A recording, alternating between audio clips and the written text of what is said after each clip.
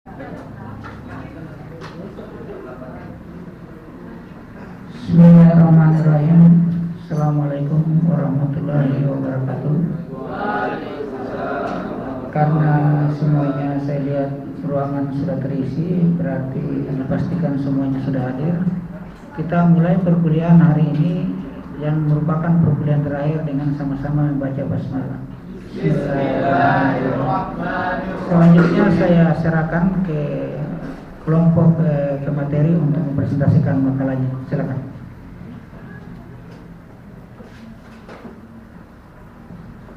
Bismillahirrahmanirrahim. Assalamualaikum warahmatullahi wabarakatuh. Alhamdulillahirabbil alamin wassalatu wassalamu ala asyrofil anbiya'i wal mursalin sayyidina Muhammadin wa ala alihi wa ashabihi ajma'in, amma ba'd. Rekan-rekan kami dari kelompok 13 akan membacakan atau mempresentasikan hasil dari makalah kami yang berjudulkan pengumpulan data hasil belajar peserta didik dan sistem pengelolaan nilai hasil belajar peserta.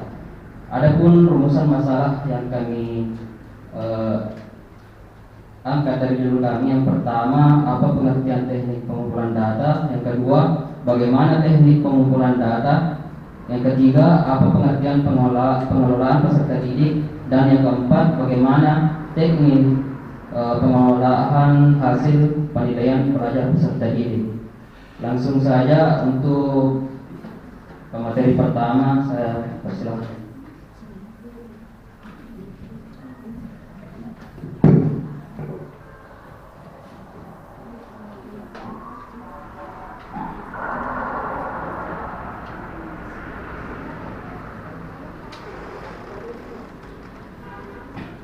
Bab 2 pembahasan.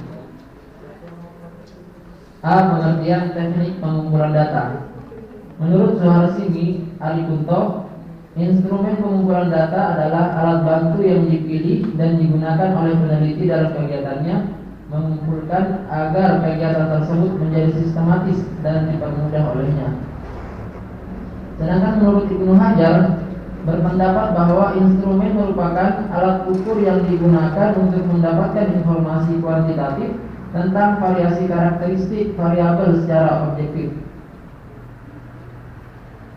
Dari beberapa pendapat ahli di atas dapat disimpulkan bahwa instrumen penelitian adalah alat bantu yang digunakan oleh peneliti untuk mengumpulkan informasi kuantitatif tentang variabel yang sedang diteliti. B. Teknik pengumpulan data. Pengumpulan data dilakukan untuk memperoleh informasi yang dibutuhkan dalam rangka mencapai tujuan penelitian. Tujuan yang diungkapkan dalam bentuk hipotesis merupakan jawaban sementara terhadap pertanyaan penelitian. Jawaban itu masih perlu diuji secara empiris dan untuk maksud inilah dibutuhkan pengumpulan data. Data yang dikumpulkan ditentukan oleh variabel-variabel yang ada dalam hipotesis. Data itu dikumpulkan oleh sampel yang telah ditentukan sebelumnya. Sampel tersebut terdiri atas sekumpulan unit analisis sebagai sasaran penelitian.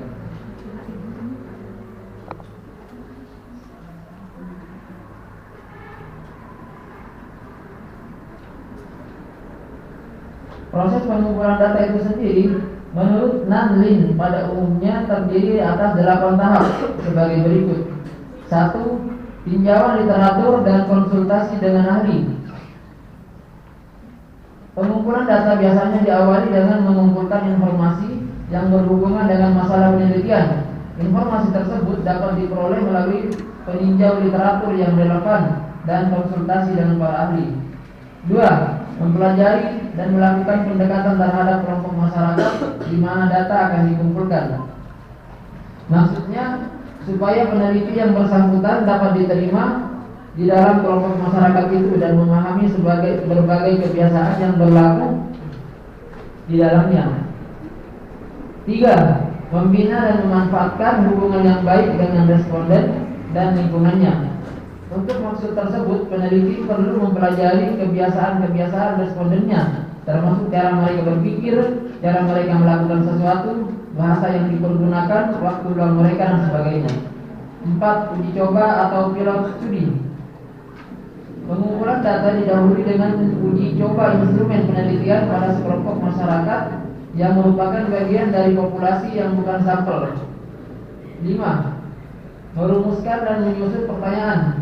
Setelah hasil uji coba itu dipelajari, disusunlah instrumen penelitian dalam bentuknya yang terakhir, berupa pertanyaan-pertanyaan yang relevan dengan tujuan penelitian. 6. Mencatat dan memberi kode. Melalui instrumen penelitian yang telah dipersiapkan, dilakukan pencatatan terhadap data yang dibutuhkan dari setiap responden. 7. Cross-check validitas dan reliabilitas. Tahap ini terdiri atas cross-checking terhadap data yang masih diragukan kebenarannya, serta memeriksa validitas dan reliabilitasnya. 8. Pengorganisasian dan kode ulang data yang telah terkumpul supaya dapat dianalisis.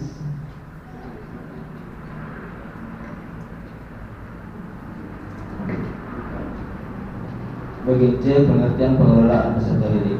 Dalam bahasa Indonesia, makna siswa, murid, pelajar, dan peserta didik merupakan sinonim atau persamaan. Makna yang bermakna anak yang sedang berguru, belajar, dan sekolah. Anak yang sedang memperoleh pendidikan dasar dari satu lembaga pendidikan. Peserta didik adalah subjek utama dalam pendidikan, jalan yang belajar setiap saat. Dalam pengertian umum, anak didik adalah setiap orang yang menerima pengaruh dari seseorang atau sekelompok orang yang menjalankan kegiatan. Sedangkan dalam arti sempit, anak didik adalah pribadi yang belum dewasa yang diserahkan kepada tanggung jawab pendidik. Dalam Undang-Undang Nomor 20 Tahun 2003 tentang Sistem Pendidikan Nasional dijelaskan bahwa yang dimaksud peserta didik adalah anggota masyarakat yang berusaha mengembangkan diri melalui proses pembelajaran yang tersedia oleh jalur, jenjang, dan jenis pendidikan tertentu. Dari uraian tersebut di atas dapat disimpulkan bahwa yang dimaksud peserta didik adalah individu yang secara sadar berkeinginan untuk mengembangkan potensi dirinya jasmani dan rohani melalui proses kegiatan belajar mengajar yang tersedia pada jenjang atau tingkat dan jenis pendidikan tertentu. Peserta didik dalam kegiatan pendidikan merupakan objek utama, sentral objek yang kepadanya segala yang berhubungan dengan aktivitas pendidikan dirujukkan. Bagian D, teknis pengelolaan hasil penilaian peserta didik. Tes hasil belajar yang dilakukan secara tertulis dapat dibedakan menjadi dua golongan, yaitu tes hasil belajar tertulis bentuk uraian subjektif, tes esai, dan hasil tes belajar tertulis bentuk objektif tes. Karena kedua bentuk hasil belajar ini memiliki karakter fisik yang berbeda, sudah barang tentu teknik pemeriksaan hasilnya pun berbeda. Menurut Zainal Arifin 2006, dalam mengelola data hasil tes ada 4 langkah pokok yang harus ditempuh. Yang pertama, men-skor, yaitu memberi skor terhadap hasil tes yang dapat diperoleh oleh peserta didik. Untuk memperoleh skor mutlak diperlukan tiga jenis alat bantu, yaitu kunci jawaban, kunci scoring, dan pedoman konferensi. Yang kedua, mengubah skor mutlak menjadi skor standar sesuai dengan norma tertentu. Yang ketiga, mengkonversikan skor standar ke dalam nilai bentuk berupa huruf maupun angka. Dan yang terakhir, melakukan analisis jika diperlukan untuk mengetahui derajat kualitas dan reliabilitas soal, tingkat kesukaan soal, dan daya pembeda.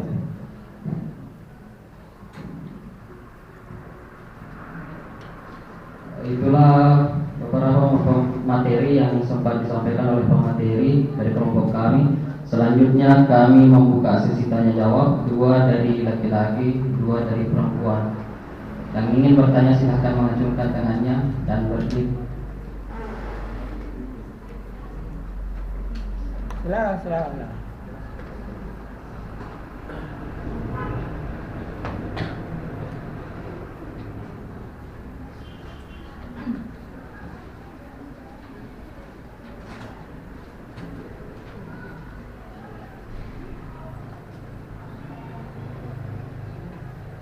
Ada pertanyaan lah, cukup banyak lah kalau bicara tentang masalah hasil belajar. Itu adalah hal yang sering dilaksanakan di sekolah, dan setiap semester dan pertengahan semester pasti ada kegiatan evaluasi. Itu yang sering utama yang dilakukan. Kemudian ada evaluasi harian juga. Jadi banyak pertanyaan, silakan ditanyakan. Ini apalagi pertemuan kita yang terakhir ini. Ini dari perempuan dulu 2 orang, atau mungkin ditunjuk orangnya ya.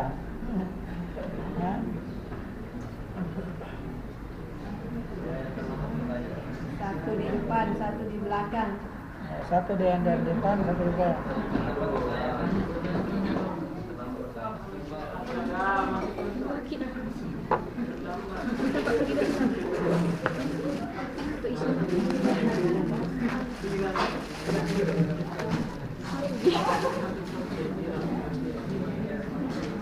Silakan.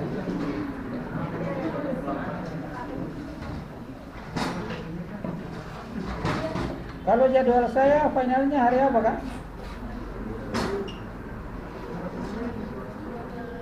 Hari apa ya?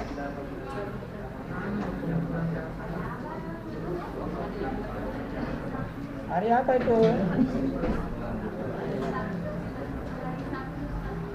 Hari Sabtu depan ini. Insya Allah jangan hari Sabtu depan, sore juga kalau mau semester sudah bisa. Kalau mau, tapi kasih kesempatan untuk belajar dulu. Insya Allah kita semester. Sebenarnya ada yang kurang, yaitu kita tidak sempat melaksanakan semester karena banyaknya kegiatan sehingga kita tidak sempat melaksanakan semester. Tapi sudahlah, nanti teknis saja masalah nilainya. Ayo silakan. Ada yang bertanya? Mungkin dari kaum laki-laki dulu. 2 dari laki-laki, 2 dari perempuan.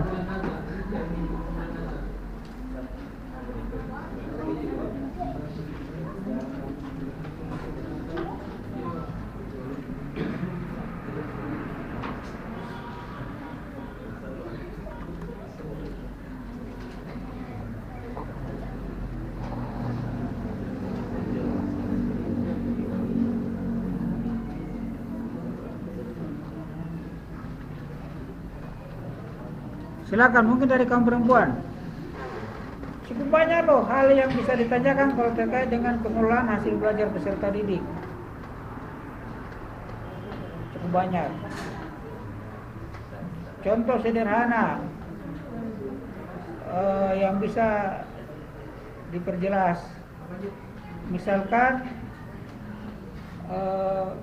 kenapa terkadang muatan materi kurikulum ya, materi pelajaran itu kalau dikalkulasi dengan jam real guru di sekolah, secara logis itu tidak akan sesuai itu. Secara logis tidak akan sesuai. Kemudian yang kedua, apakah pelaksanaan evaluasi itu masih efektif atau tidak? Karena kalau cuma kita mengukur segala sesuatu hanya berdasarkan evaluasi, menurut saya sesuatu yang meragukan. Sebab kenapa? Pada kenyataannya, jangankan peserta didik, jangankan siswa, jangankan murid, guru sendiri pun kalau disuruh, misalkan dia mengajar 1 semester tentang 1 mata pelajaran, terus mata pelajarannya itu diambil oleh guru lain yang ahli juga dalam mata pelajaran itu, lalu guru itu membuat soal, kemudian guru yang mengajar disuruh menjawab, saya tidak yakin 100% bahwa guru tersebut bisa menjawabnya. Ini menunjukkan bahwa efisiensi pelaksanaan evaluasi itu kalau menurut saya sudah harus perlu ditinjau. Apakah layak atau tidak layak? Sama dulu persoalan ujian nasional. Awalnya kan dilaksanakan oleh pemerintah pusat, kementerian. Akhirnya sekarang kan dikembalikan ke sekolah. Nah, kembalikan ke sekolah juga. Kalau menurut saya persoalan evaluasi juga ini juga perlu dipertanyakan ini. Karena seorang guru, kalian kan jurusan pendidikan guru agama Islam. Seorang guru itu tidak serta-merta begitu dia turun di lapangan menjadi seorang guru, apa yang dia terima di kampus dia langsung bisa terapkan untuk diajarkan kepada siswanya. Tidak seperti itu. Hanya sekian persen dari materi yang didapat di kampus bisa diterapkan nanti pengembangannya dari guru sendiri. Makanya kalau menurut saya kalau ujian nasional itu saja bisa dilakukan koreksi, dilimpahkan ke ujian sekolah, menurut saya juga pelaksanaan evaluasi juga perlu dikoreksi. Sebab kenapa? Kita terlalu memaksakan keadaan. Karena memaksakan keadaan yang terjadi, rame-rame sekolah menginginkan akreditasinya dia tinggi dan memudahkan siswanya, misalkan dari sekolah menengah pertama atau di MTS bisa diterima di program studi jurusan-jurusan pilihan di sekolah-sekolah unggulan. Maka terpaksa solusinya para guru itu melakukan kegiatan mendongkrak nilai siswa. Mendongkrak, dan itu realita loh, dan itu fakta. Karena kalau siswanya tidak didongkrak nilainya, misalkan dia dari MTS mau masuk jurusan teknik TKJ, teknik apa namanya itu? TKJ rupanya. Teknik komputer dan jaringan. Itu harus mata pelajaran matematika, ilmu pengetahuan alam dan agamanya harus bagus. Kalau tidak bagus di situ, dia tidak bisa lolos di jurusan itu. Ini terpaksa guru melakukan, dan itu fakta. Jadi menurut saya adik-adik ya, betul, memang perlu kita melaksanakan evaluasi, tapi jangan sampai evaluasi itu menjadi tolak ukur segala-galanya. Sebab kehebatan peserta didik tidak bisa kita ukur dari semata-mata pelaksanaan evaluasi. Contoh misalkan seperti kalian nanti hari Sabtu. Ibaratnya kan begini adik-adik. Orang makanannya untuk 6 bulan disuruh makan 1 hari, kira-kira bisa dimakan enggak? Nggak bisa. Nah, makanya konten evaluasinya ini harus dinilai. Katanya kita diarahkan ke kurikulum tidak mengandalkan kognitif semata, pemikiran semata-mata, harus kepada sikap afektif dan psikomotor. Tapi faktanya yang terjadi tetap evaluasi itu yang terjadi, mid semester, ulangan harian. Bahkan yang saya bingung, saya lihat di lembaga pendidikan ada ulangan harian 1, ada ulangan harian 2. Materi pelajaran saja padatnya sudah ratusan halaman. Bagaimana guru mau habiskan waktunya untuk mau mengajar? Mana lagi disuruh harus bikin ulangan harian 1, ulangan harian 2, bikin lagi analisis butir soal. Ini sebenarnya guru disuruh mengajar atau dibikin susah saja kalau gurunya seperti itu? Kan itu fakta itu. Harusnya ini yang dilihat oleh menteri kita. Ini yang disorot. Bukan sedikit-sedikit ganti kurikulum, sedikit-sedikit ganti kurikulum. Sampai kapan kita seperti begini? Iya kan? Bayangkan.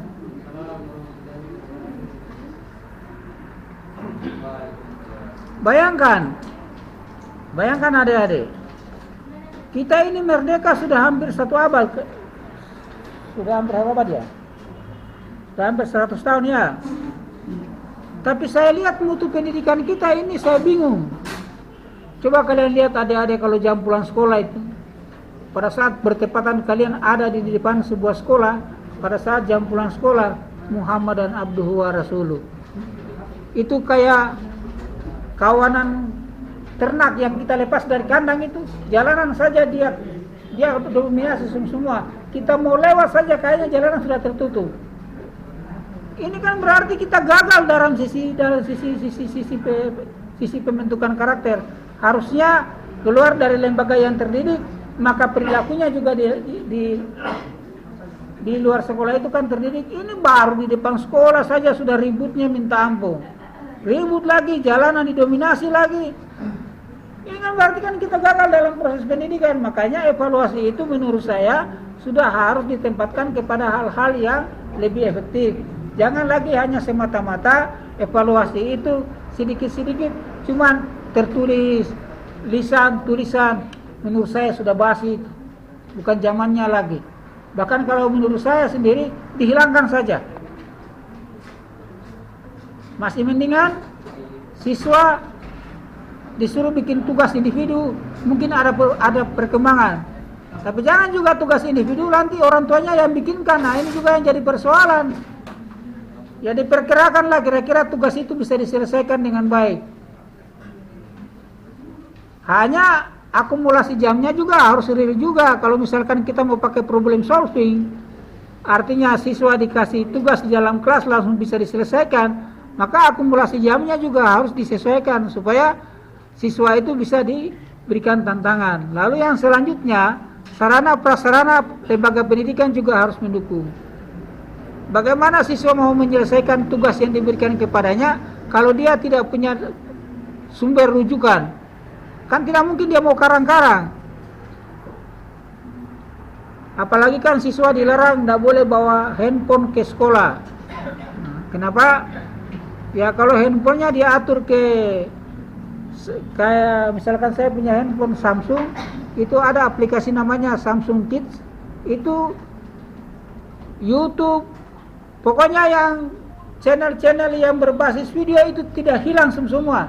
Dan saya pernah kejadian handphone saya yang muncul itu gambar anak-anak, gambar-gambar untuk anak-anak semua. Saya bilang ini bagaimana cara, terpaksa saya bawa ke tukang servis. Tukang servis bilang, Pak ini tertindih sini aplikasi handphone Samsung Kids-nya, jadi semua yang aplikasi WA, pokoknya yang terkait dengan pengiriman video, YouTube, Google itu tidak bisa dibuka, tidak ada, hilang, seperti itu. Jadi sebenarnya menurut saya adik-adik dalam persoalan pengelolaan evaluasi belajar ini perlu ada peninjauan. Sebab kenapa menurut saya ini tidak efektif, dan faktanya, realitanya banyak terjadi pemaksaan pemberian nilai kepada siswa, dan itu sering dilakukan. Bisa bertanya sama ibu, mereka terpaksa mendongkrak nilai. Bayangkan kalau nilainya cuma 60, sementara dia harus didongkrak nilainya minimal B.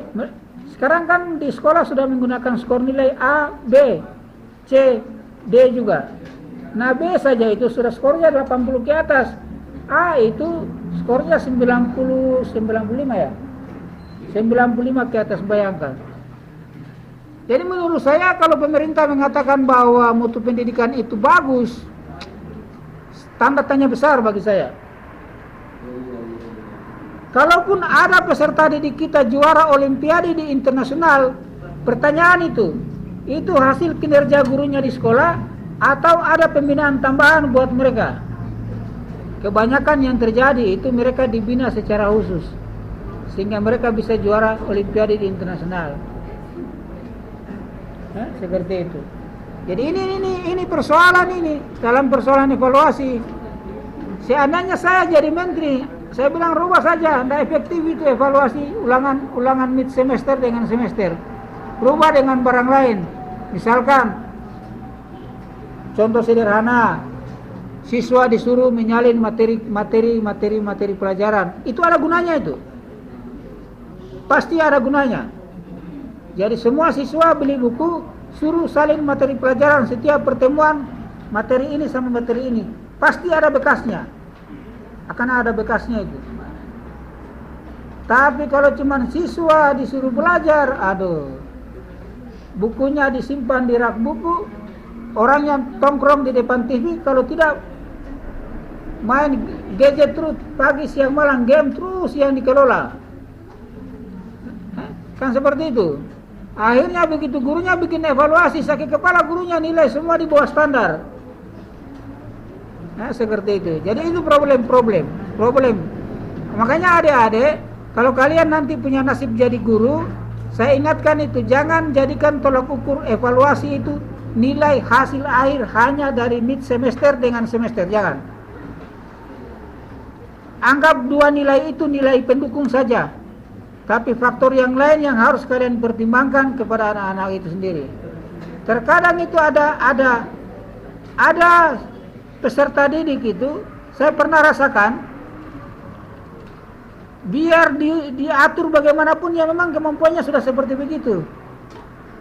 Ya terpaksa kita sendiri yang kasih solusi. Yang penting dia bisa selesaikan pendidikannya. Karena awalnya mungkin waktu dia masih sekolah itu dia rendah kemampuan, tapi nanti sesudah dia mengalami proses perkembangan pendidikan, dia akan mengalami kemajuan yang luar biasa seperti itu. Silakan, masih ada yang mau ditanyakan terkait dengan ini, silakan. Ini temannya lagi menunggu dari tadi yang presentasi ini tentang evaluasi belajar. Saya sudah kasih gambaran tadi itu.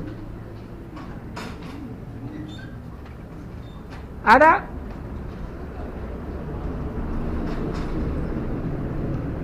Wah, kenapa lemah semua ini? Hah?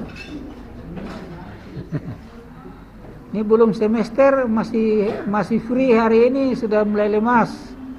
Mungkin begadang tadi malam belajar sih. Begadang ya. Aduh. Silakan, ada.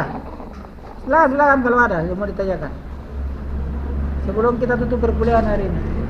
Kemudian minta tolong yang punya makalah revisi, saya kasih batas waktu ya. Ini saya kasih toleransi. Nilai kita disuruh kasih masuk tanggal 30.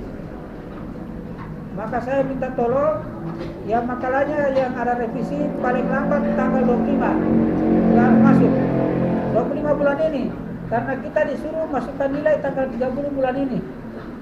Jadi saya kasih toleransi. Nah, makalah revisi tolong paling lambat tanggal 25. Kalau lewat tanggal 25 terus ada makalahnya saya periksa harus direvisi, tidak ada revisinya, berarti ada poin-poin kejujuran, poin-poin kedisiplinan, poin-poin ketaatan, banyak pengaruhnya, berarti ada pengaruhnya ke nilai. Seperti itu. Nah, terus sudah disampaikan sama ketua tingkatnya kemarin. Itu buku sudah saya serahkan kemarin, ada 22 buah, ada 2 judul. Satu apa kemarin judulnya itu? Sejarah perkembangan Islam di Mesir, masa Khalifah Umar bin Khattab sampai dinasti Ayyubiyah. Kemudian yang kedua, kiat muda bagi siswa agar kiat muda bagi siswa untuk dapat membaca Al-Quran.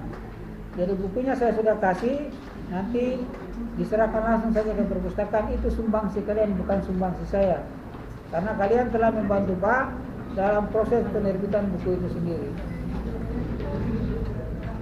Seperti itu. Jadi ada kalian punya tanda mata buku, dikasih tinggal di perpustakaan sebelum kalian keluar. Ini insya Allah bulan depan, ini 1 bulan 2 bulan ke depan, buku ketiga lagi yang saya mau terbit. Judulnya itu Sistem Pembinaan Ahlak Peserta Didik di Usia Taman Kanak-kanak. Ada lagi mau terbit nanti. Silakan kalau ada yang masih mau ditanyakan.